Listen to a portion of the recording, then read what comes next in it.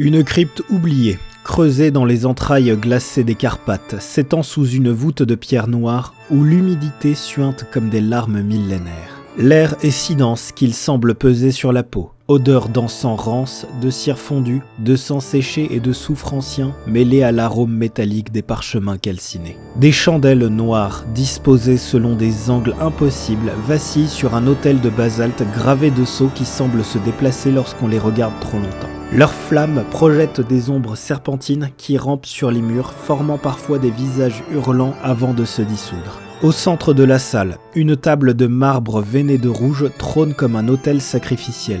Dessus repose un grimoire relié de peau humaine dont les pages bruissent seules, une fiole de vitae encore tiède qui pulse faiblement, un atamé à la lame courbe gravé de runes trémères qui luit d'une lueur verdâtre, et un crâne humain dont les orbites sont remplies d'un liquide écarlate.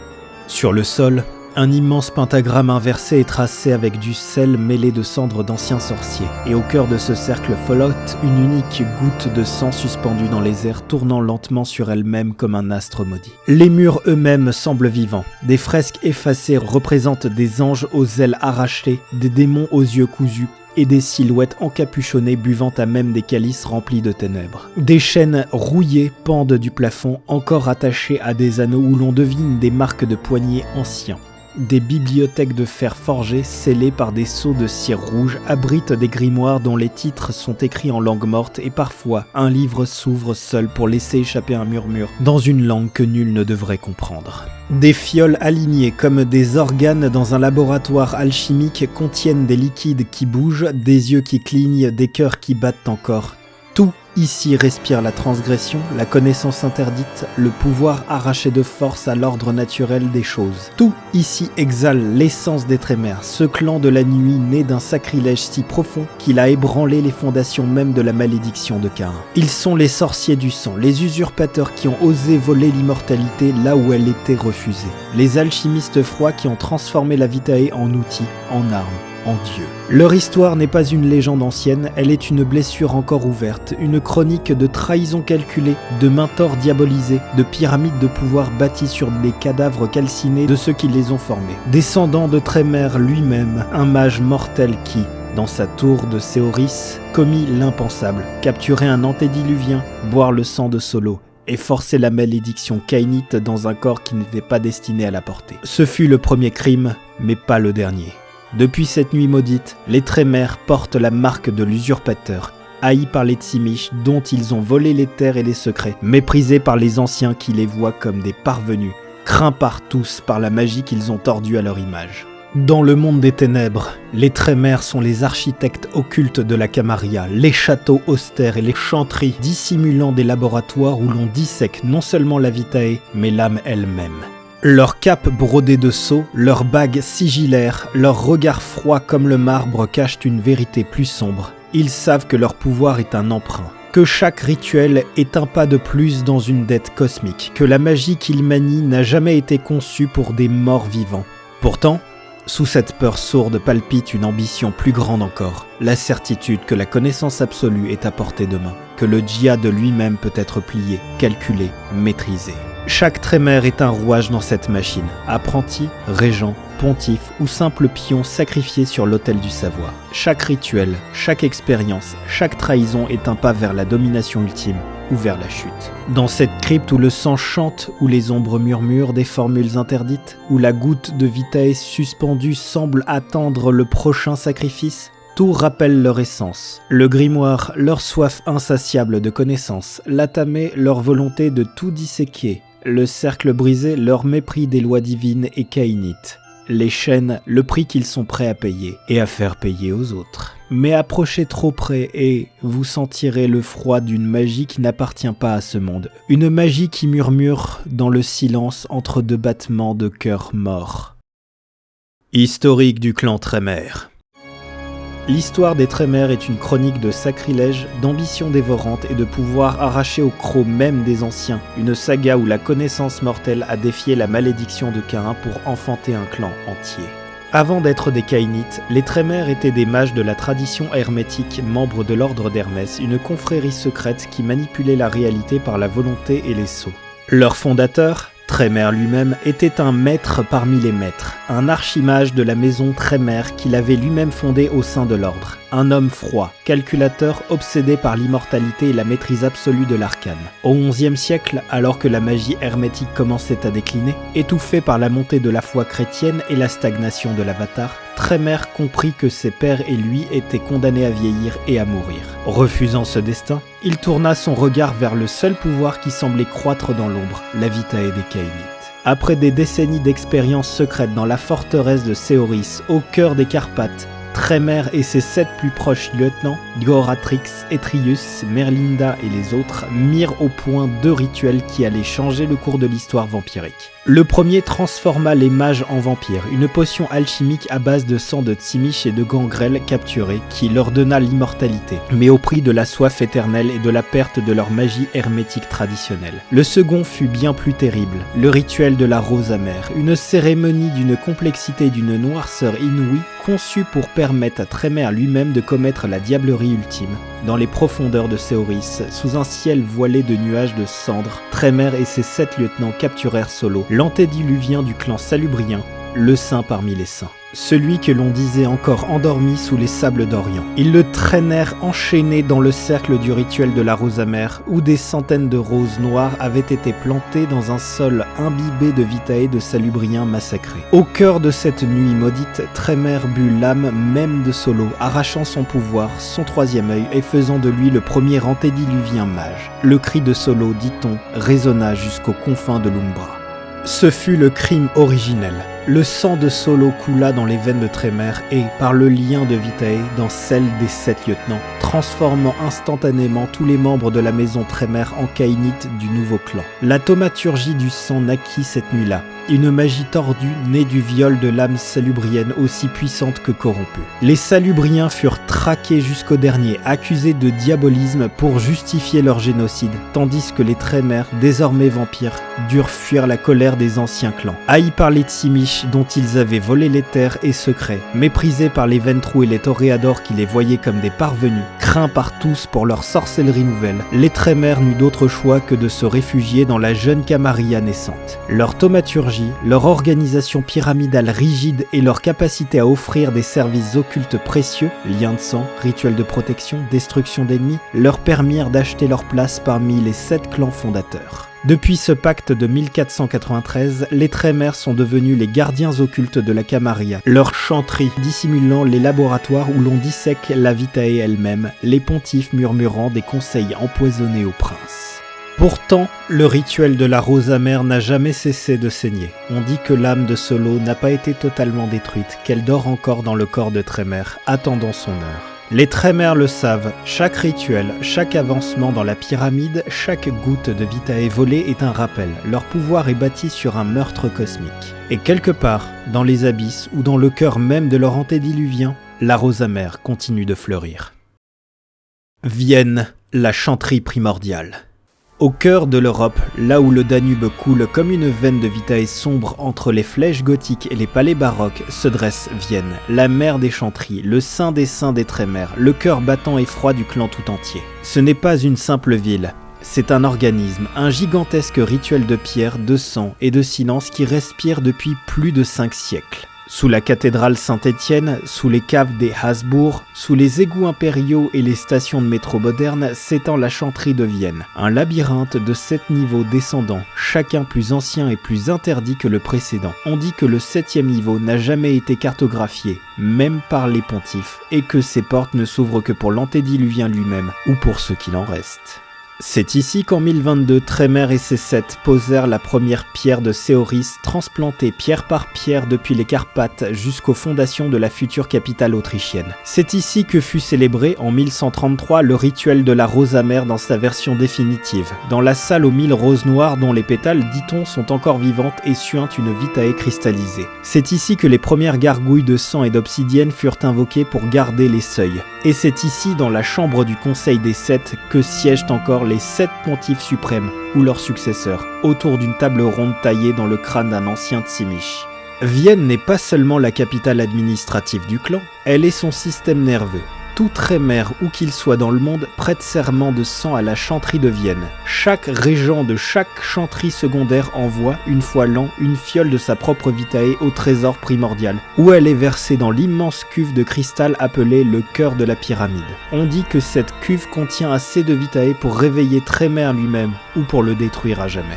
La ville elle-même est un rituel permanent. Les lignes de métro suivent les anciens cercles de protection dessinés par Étrius. Le clocher sud de Saint-Étienne est un paratonnerre thaumaturgique qui canalise les tempêtes pour alimenter les défenses. Les cafés historiques, ces salons où naquit la psychanalyse, sont tenus par des ghouls Trémer qui écoutent les rêves des mortels pour y déceler les signes de l'éveil de Solo. Et sous la Hofsburg, dans la salle du trône invisible, siège le conseil intérieur.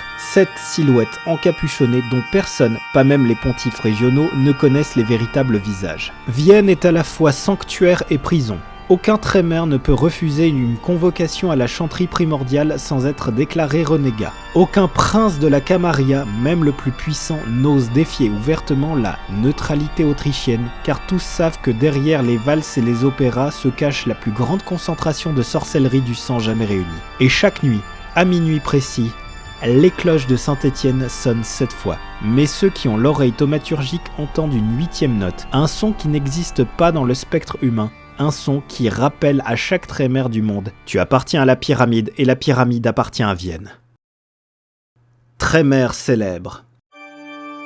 Dans les couloirs froids des chanteries Trémer, où l'air sent l'encens et le sang calciné, certains noms sont murmurés avec crainte, respect ou haine pure. Ces sorciers du sang ont marqué l'histoire du clan par leur génie, leur folie ou leur trahison. Leurs grimoires sont encore consultés, leurs sceaux toujours redoutés, et leurs ombres planent sur chaque rituel comme une mise en garde. Goratrix, le plus maudit, le plus haï des 7 lieutenants originels. Avant la transformation, Goratrix était déjà un prodige de la maison Trémer, un hermétiste flamboyant, arrogant, inventeur de sortilèges qui faisait pâlir ses pairs. C'est lui qui conçut la potion qui transforma les mages en vampires, et c'est lui qui, dans l'ombre de Seoris, orchestra une grande partie du rituel de la rose amère. Pendant des siècles, il fut le maître incontesté de la recherche thaumaturgique, le créateur de voies entières de magie du sang, le père des gargouilles et des homoncules. Mais l'ambition le rongeait plus vite que la bête. En 1133, Goratrix trahit ouvertement le clan. Il rompit son serment de loyauté, rejoignit le sabbat naissant et fonda la branche dissidente des Trémer anti-tribus, emportant avec lui des secrets qui auraient dû rester enfouis. On raconte qu'il fut finalement capturé par ses anciens frères, jugé dans les sous-sols de Vienne et que son âme fut arrachée de son corps pour être enfermée dans un miroir infernal.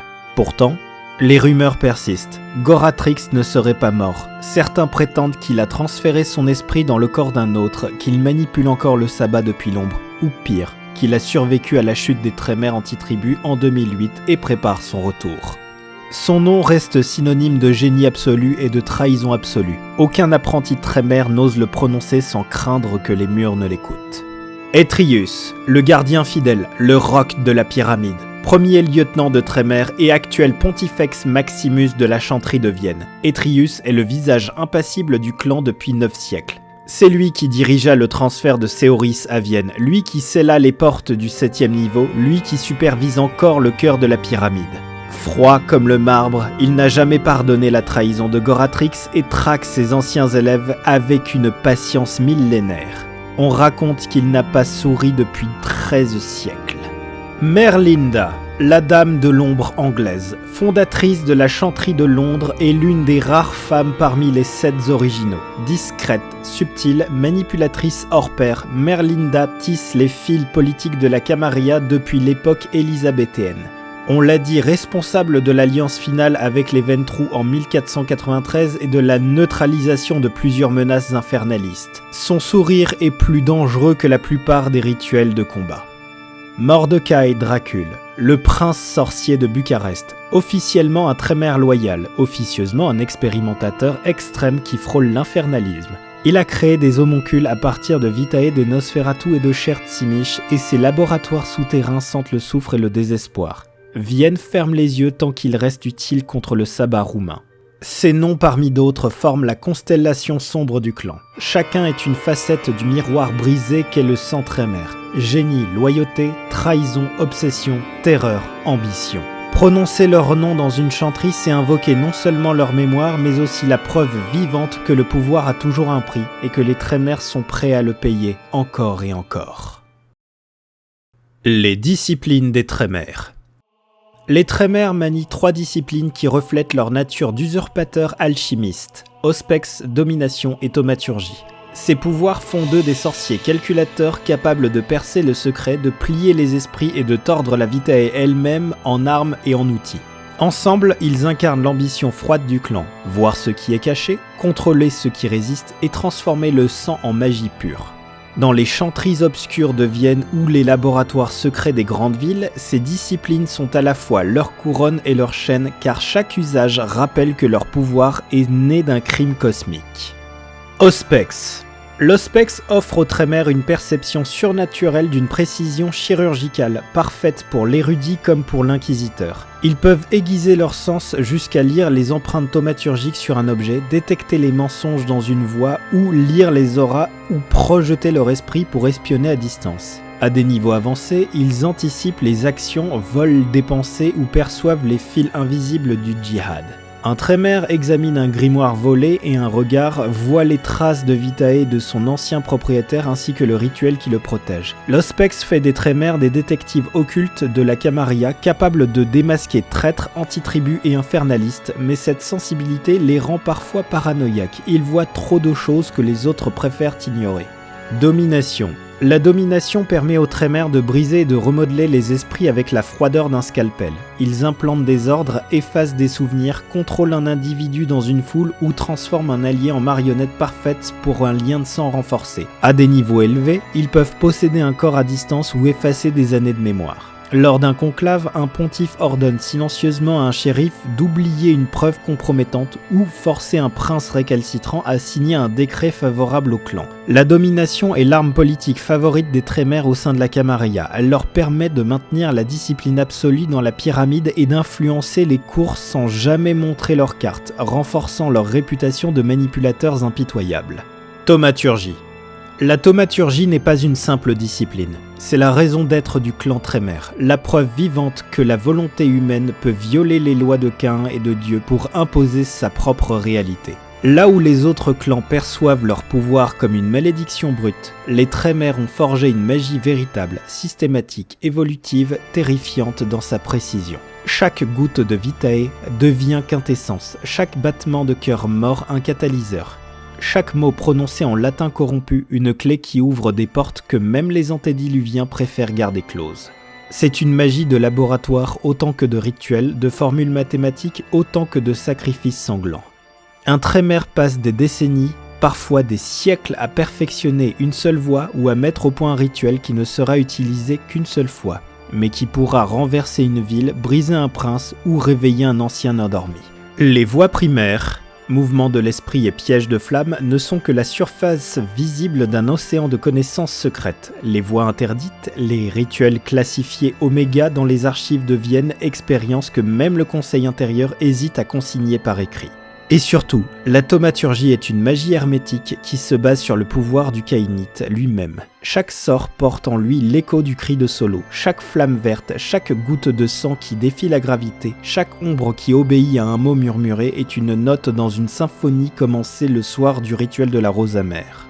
Les Trémères le savent, ils ne sont pas maîtres de cette magie, ils en sont les gardiens ou les prisonniers. Car plus ils creusent, plus ils perfectionnent leur art, plus ils entendent au fond de leur vitae une voix douce et ancienne qui n'a jamais complètement disparu. La thaumaturgie est le miracle qui a fait d'eux un clan, elle est aussi la chaîne qui les retient au bord de l'abîme, et un jour peut-être, la rose finira par fleurir. Un régent active le rituel, défense du sanctuaire sanglant, et les murs de sa chanterie se recouvrent d'épines de vitae solidifiées, où il lance l'âme de sang pour projeter une dague de vitae pure capable de trancher l'acier. La thaumaturgie est la raison pour laquelle la Camarilla tolère les Trémères malgré la haine qu'ils inspirent. Princes et primogènes paient cher leurs services occultes, mais tous savent qu'un Trémère qui maîtrise les voies avancées peuvent renverser une ville entière en une seule nuit de rituel. Ces 3 disciplines, auspex, domination et thaumaturgie, font des Trémères les architectes les plus redoutés du monde des ténèbres. L'une voit tout, l'autre contrôle tout, la troisième détruit ou crée à volonté. Mais chaque sort, chaque ordre, chaque vision est un rappel. Leur magie est bâtie sur le cadavre d'un antédiluvien. Et un jour la rose amère pourrait bien réclamer son dû. Le fléau des Trémères. Le fléau des Trémères est une malédiction subtile mais implacable, héritage direct du crime originel commis lors du rituel de la rose amère. Tout lien de sang agit sur eux comme s'ils étaient d'un niveau supérieur. Un seul régal les lie comme deux auraient dû le faire, deux régals les enchaînent comme trois chez n'importe quel autre caïnite. Ainsi, le moindre serment prêté à un régent, le plus petit échange de vitae lors d'un rituel ou d'une alliance devient une chaîne presque impossible à briser. Cette sensibilité extrême au vuniculum fait des Trémères les esclaves parfaits de leur propre pyramide. Un apprenti boit une fois le sang de son maître et se retrouve lié plus profondément que la plupart des vampires ne le seront jamais à leur sire. C'est pourquoi la hiérarchie Trémère est si rigide, si absolue. Elle repose non seulement sur la peur et l'ambition, mais aussi sur une dépendance chimique et spirituelle renforcée par la malédiction même de leur sang volé à Solo. Ce fléau transforme chaque acte de loyauté en piège éternel et fait de la trahison un risque presque suicidaire. Un Trémère qui tente de rompre un lien de sang subit des souffrances physiques et psychiques bien plus violentes que tout autre caïnite. Ainsi, les usurpateurs qui ont osé voler l'immortalité et la magie d'un antédiluvien portent désormais le poids le plus lourd de tous, ils ne peuvent plus jamais être vraiment libres. Les Trémères sont les parias couronnés du monde des ténèbres. Des mages qui ont volé l'immortalité des sorciers qui ont assassiné un antédiluvien pour enfanter leur propre clan. Des architectes d'une pyramide de pouvoir bâtie sur le mensonge, la trahison et le sang de Solo. Leur histoire n'est pas une ascension, c'est une chute interminable qu'ils ont transformée en art. De la forteresse de Seoris aux 7 niveaux secrets de Vienne, de la première goutte de l'élixir maudit au rituel de la rose amère, chaque pas a été un sacrilège calculé. Chaque victoire, un nouveau lien dans la chaîne qui les retient au bord de l'abîme. Leur thaumaturgie, cette magie volée, corrompue, sublime, est à la fois leur glaive et leur tombeau. Auspex, domination et la sorcellerie du sang font d'eux des êtres les plus puissants et les plus haïs de la Camarilla, indispensables gardiens occultes, conseillers empoisonnés, juge impitoyable. Goratrix le traître, Etrius le gardien, Merlinda la manipulatrice, tous incarnent la même vérité. Chez les Trémères, le génie et la damnation partagent la même coupe. Car le fléau n'est pas seulement la hiérarchie qui broie les faibles ou le lien de sang qui enchaîne chaque apprenti à son régent, leur véritable malédiction est plus profonde. Ils savent que leur pouvoir repose sur un meurtre cosmique. Ils savent que l'âme de Solo n'est peut-être pas morte. Ils savent que chaque rituel, chaque avancée dans la pyramide, chaque nuit passée à perfectionner leur art les approche d'un réveil qu'aucun sortilège ne pourra arrêter. Être Trémère, c'est préférer régner en enfer plutôt que de servir au paradis. C'est choisir la damnation tant qu'elle s'accompagne du pouvoir absolu. C'est regarder l'abîme droit dans les yeux et lui sourire.